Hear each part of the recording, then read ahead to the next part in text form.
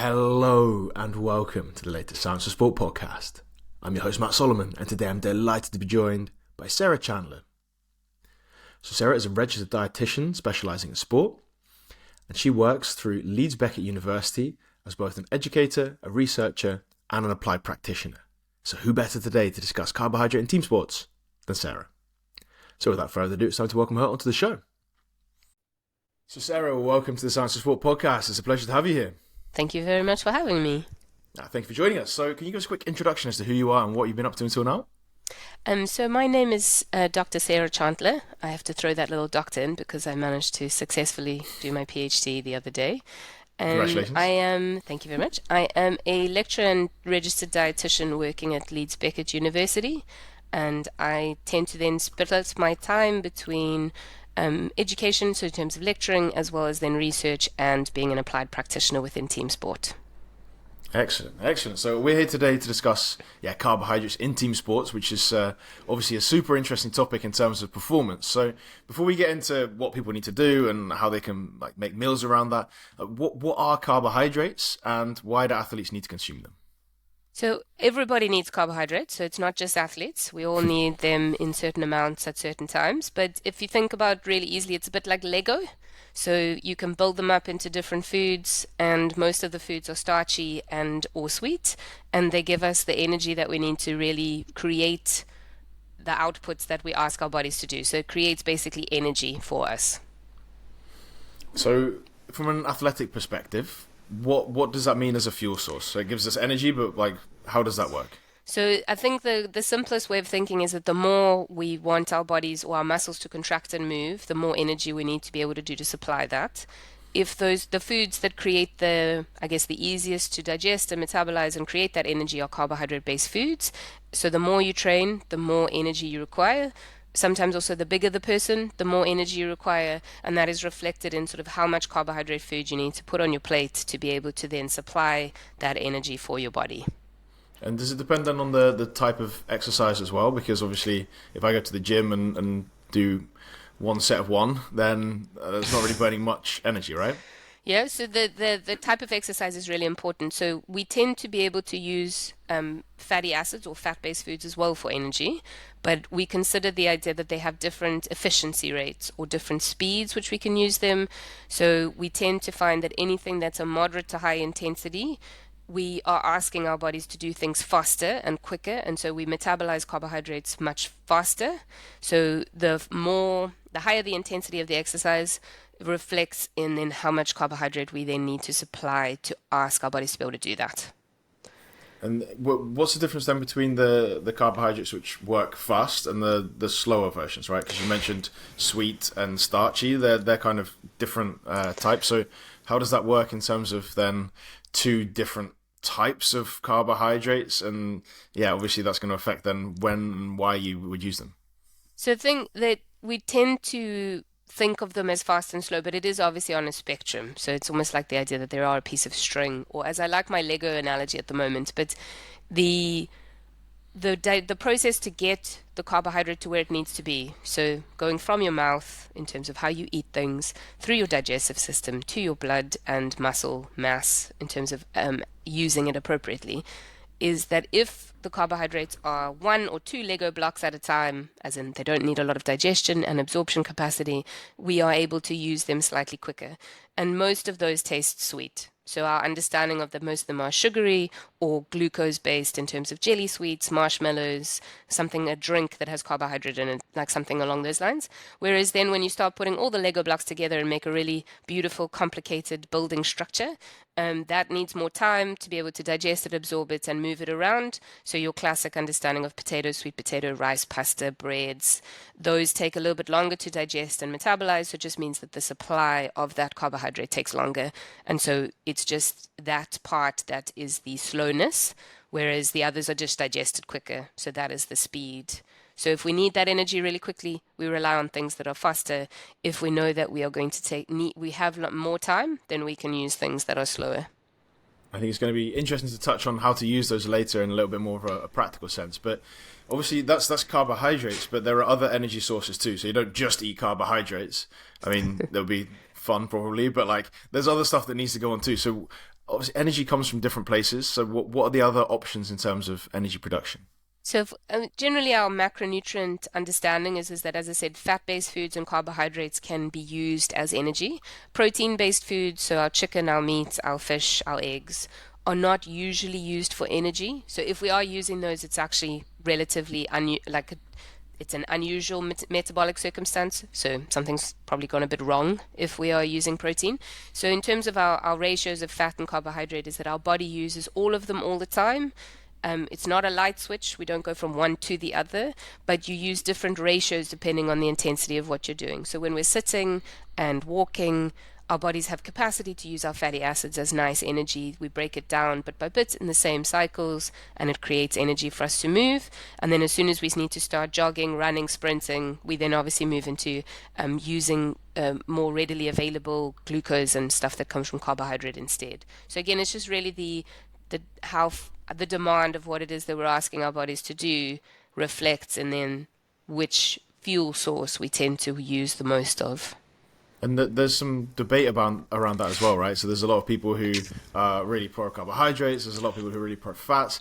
Can you speak to the importance of which one is better or optimal, and potentially, give some nuance to some of the slightly hardline opinions, which, you might have one as well. So you could tell us that, but can you give us an idea of that debate? So the debate, I guess, has been ongoing, and I actually highlight this in the course that I've done, is that a ketogenic diet, so ketogenic being low carbohydrate and higher in fat, have gone through various fashionable phases. I think we're probably on about the third or fourth iteration of people experimenting with ketogenic stuff, but the main idea would be that if you restrict carbohydrate, you then really push your body to adapt to using fat-based foods more. So you can utilize more fat to then save the space that you need to use carbohydrate later. So we can store lots and lots of fatty acids and fat in our body fat stores, but we can only store a certain amount of carbohydrate in our muscle glycogen. So if we think that that's a capped or a limited source of fuel, then we obviously would really like it if we could find another one, or another battery basically, to supply that extra energy that we might need, especially in endurance sport. The difficulty is that, as I said, it's not a very efficient transition. So the research generally has shown that as soon as you need to sprint, as soon as you need to respond, so if you think about a Tour de France or a type of event where you need to suddenly put in a kick or a sprint capacity, you don't have the capacity to really do that if you are only trying to rely on fatty acids as your fuel. So the idea then that you can put both together, so adapt by increasing your fat oxidation, but also being able to use carbohydrate because you've supplied it before you compete. That's sort of this enigma of the perfect idea that you can use as much as you can of everything. It does still seem to cause sort of problems where if you go too far to the one way, so if you restrict carbohydrate too much, you tend to then create other problems. Whereas if you then don't restrict enough, you don't necessarily get the fat adaptation. So I think it's one of those things where if a person wants to go down that route, I would generally recommend doing it with a nutrition professional in the view of the idea of finding the best solution for that athlete. But it generally seems to only be mostly fashionable within endurance or ultra-endurance sports rather than in team-based sport. Because in team-based sport, you don't necessarily ever sit in that low training, low heart rate, low intensity zone very often. That's not the most concise way of explaining that, but hopefully no, but I think it's an interesting way of looking at it, right? So when your sport maybe demands different things, then you need to have different options available. I mean, when you mention that, like obviously intermittent sports, team sports, they have a different energy demand. So is that energy demand then higher per minute, for example, than endurance-based sports? So you need to consume more for those intermittent-based sports because of that sprinting, or does it kind of equal out because of the endurance like hours that you would be doing? You probably find that actually it's a really interesting question that we don't always know that for each team sport. So team sport-wise, probably the one that's got the most research is football or soccer, whereas other team sports have a lot less around what are the energy demands and what does that actually translate into. But I think if we're thinking of rules of thumbs or just general guidelines, is that if you think of the amount of time on feet and the amount of time running, which we can sometimes then assess if we're using GPS or if we're looking at amount of time played, you can kind of equate that back into a level of a moderate to high intensity endurance type framework. But I'd say that that's a good starting place. And then after that, obviously, to adapt within the nuance of what the athlete needs, what the athlete feels, especially things like, say, congested fixtures or repeated matches within a tournament, that would immediately start exaggerating sort of how you might translate that. Whereas if it's just a one-off game on a Saturday and you know Sunday's a rest day, then that might change how you would perceive like how much you actually need for that game. I think that's a really interesting insight. And how do things like body weight play into that as well? Because I think you mentioned earlier like different sizes of people, but like, I mean, you've got in football, excuse me, you've got a winger who's maybe 65 kilos and what is that, 5'5", 160 centimeters, whatever, I don't know, 155 centimeters, and you've got a big centre back who's 100 kilos of muscle and 6'3". Like, how do you then estimate the difference between those two? Because one person's going to have, I imagine, less and one a lot more. So I guess that's part of the interesting sort of, I imagine it a bit like a music soundboard where you're pushing the buttons up and down. So you're always tailoring something towards exactly that. So size definitely makes a difference. But if you imagine that in that football game, the winger will probably cover more distance and more high speed meters compared to the central defender. So you might end up the fact that even though they're smaller, they end up with similar actual absolute volumes of requirements. So say we're talking about a carbohydrate drink, they might end up drinking the same amount because the one needed more per minute of activity, but he covers less ground than the winger who ends up running more. So he needs more relative, but then it ends up translating to about the same amount because he's smaller. So that's part of the fun puzzle that is solving sort of requirements within a team, because everybody's different, but at the same time, you're also in a team environment where you have to then make sure that you're catering for as many people as possible without trying to then spend all your time individualizing everything all the time. So it's a bit of a puzzle to solve, which I generally enjoy. But I think the definite part about size is more just that when we think about carbohydrate from an eating perspective, from a day-to-day, obviously we normalize that to size, or we adjust it to size. So we do everything per kilogram. If we're doing during exercise, we often find that we actually don't adjust that for size. So it's an interesting place in terms of the recommendations are just blanket for during exercise based on our ability to absorb and actually oxidize carbohydrate. And everyone is then equated to being relatively equal. But it is still useful to think that size will still play a role. And when we're talking about recommendations, then what are the carbohydrate recommendations for team sport athletes? So you've just mentioned in game, in competition, in training, and then obviously out of game, competition, training. So can you take us through the out and then the in versions of that, and then potentially sum that all together for what someone might need? So in terms of out, the clearest recommendations is we sort of think of a day-to-day stuff. You can look at let's think of a moderate, like a person who's doing maybe between an hour and 2 hours every day in terms of team sport activity. So maybe not an elite or a full-time athlete, but somebody who's at a high level. That usually would look at somewhere between 5 and 7 grams per kilogram per day in terms of total carbohydrate. That's then split across meals. But that will change based on what the training volume looks like for the day. If we then think specifically to scenarios in terms of pre or post, those also have like a guideline that you can use as a baseline. So this is where life gets really interesting. So the pre-match meal, so if this is from a competition perspective, could be 1 to 4 grams per kilogram. But you imagine that range is enormous. So anything from 1 gram to up to 4 grams per kilogram is a huge change in what the size of the meal might look like, depending on the sport, the duration of the event, the opportunities to fuel. So it's a huge variety of outcomes that you can get there. And in terms of post, the idea is that you have to then, again, look at refueling and resupplying all the glycogen. So that has its own guideline as well. But that then, again, complicated by appetite and all those nice things. And then during exercise, the guideline's 30 to 60 grams of carbohydrate per hour. But we know that there's endurance athletes now that are anywhere up to 90 to 100 grams an hour.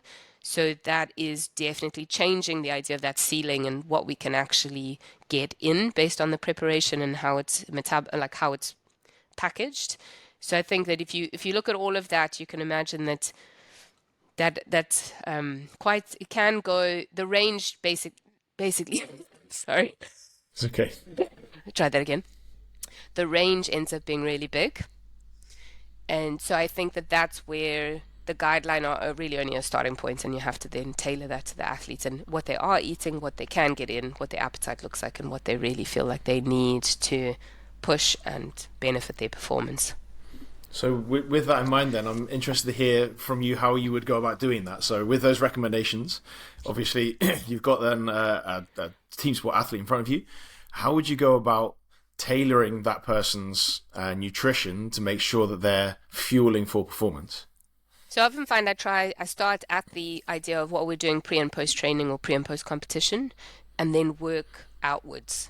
So if I'm working with an athlete that I've just started with, a lot of the time there are always lots of things that you can work on. But if we look at pre and post, so starting with a really good pre-training snack or pre-training meal in terms of, again, moving towards a guideline of how much carbohydrate is in there to reflect the session. So if the session is 60 minutes, 90 minutes, 120 minutes, depends what they're doing in that session. Again, is it just technical, tactical? Is it mostly running? Is it mostly set plays? Depends on the sport.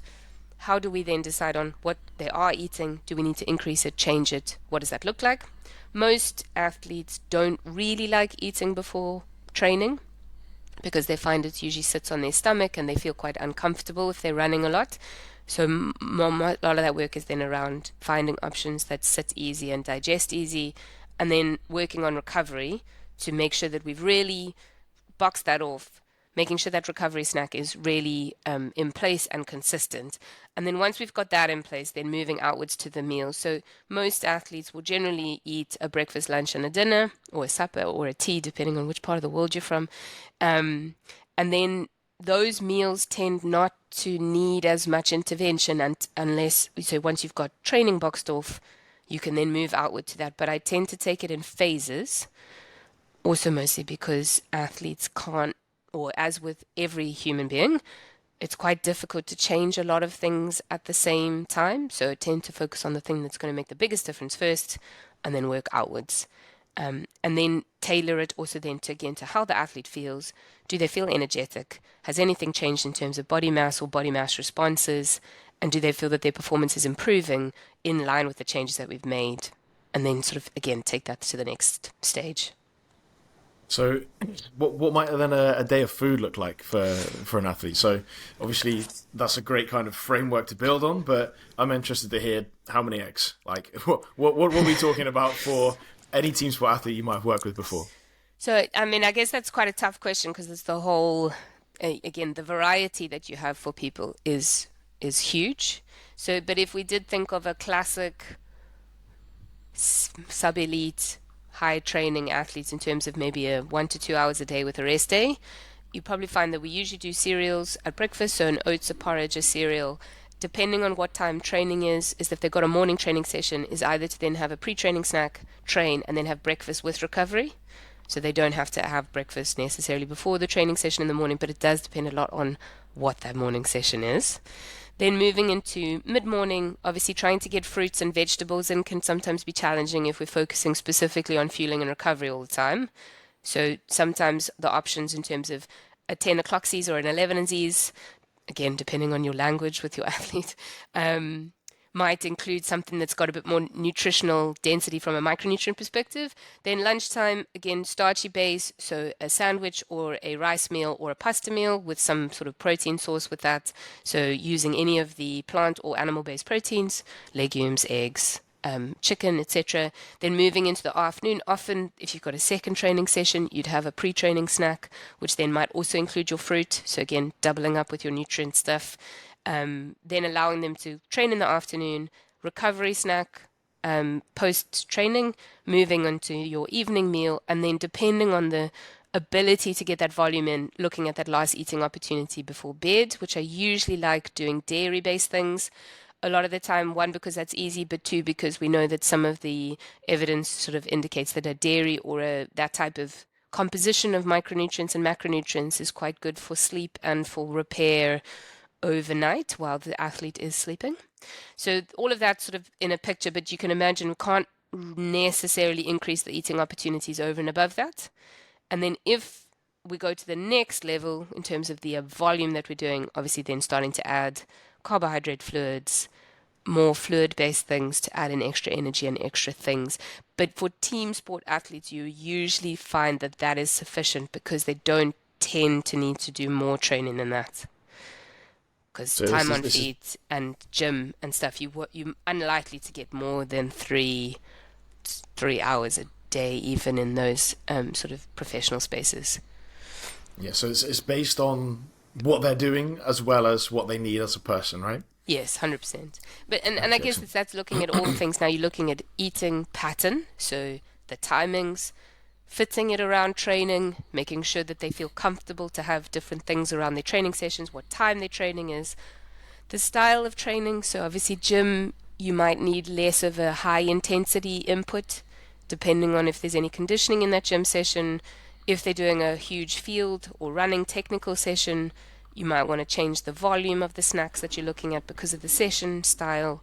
And then again, everything has to accumulate to the idea that that whole day suffices for that level of training and what they're doing, and then just topping it all to like try and also make sure it tastes nice, that they can prepare it all, that they can get it all in. So it does end up being quite a lot of work, which is why often you find that athletes can struggle to get it all in because it's a lot of prep, a lot of time, and a lot of food sometimes as well.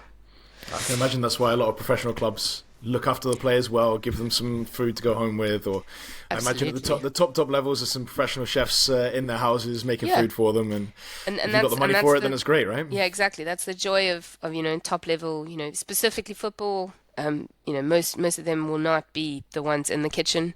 They get full food supplied at the grounds, chefs, menus all tailored to what they need. So it's amazing. I think that when you've got those opportunities, that's amazing. I would probably say that 80% of our athletes don't get to do that. So it's just figuring out all the different things around that just to make it get as close to what we need as possible. Absolutely excellent. So Sarah, massive thanks for your time and effort on today's podcast. I've really enjoyed it. Where can people find a little bit more about you? I tend not to have a great social media presence at this point, but I am on Twitter, just Sarah Chantler or Sarah Chantler, and then I have an Instagram that is quite fun. It's called Food Ninja _ZA, just to really bring home the part that I'm from South Africa. But I tend to find that unfortunately, if this I work with my athletes, so the social media stuff is just anything that's interesting on the side. Excellent. So massive thanks, Sarah. It's been a pleasure, and I look forward to speaking again soon. Thank you very much. Cheers. And that's it. Once again, a massive thanks to Sarah for all of her hard work on today's podcast. I really appreciate it. I'm sure you do at home too. Before you leave, I want to point you in the direction of the Science of Sport Coach Academy. And the Coach Academy is an overgrowing library of sports science courses broken down into bite-sized chunks. So that means you can fit it in and around your busy coaching schedule.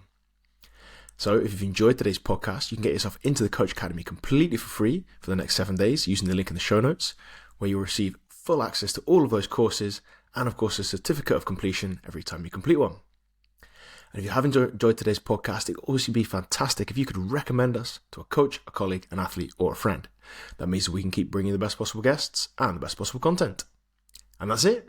Once again, a massive thanks from me and Matt Solomon for Science of Sport, and I'll speak to you next week.